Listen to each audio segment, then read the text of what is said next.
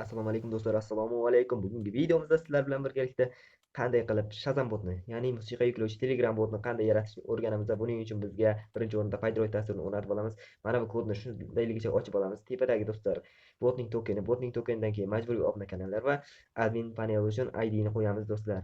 Demak do'stlar, shu kodni shundayligicha ochib olganimizdan so'ng terminaldan Telegram bot API va request kutubxonalarini o'rnatamizda.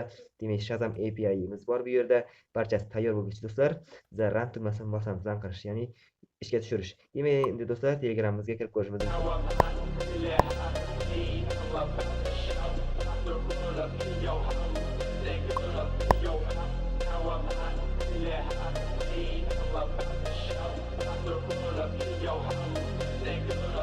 Assalomu alaykum do'stlar. Kimdan kimga TikTok, Instagram kabi saytlardan video yuklovchi bot kerak bo'lsa, mana bu botimizni tavsiya etaman do'stlar. Mutlaqo bepul do'stlar. Reklama tarqatmaydi, majburiy obuna so'ramaydi do'stlar. Pastdagi izoh orqali opsionadagi havola orqali botimizga kirib start bosib qo'yishni iltimos qilaman.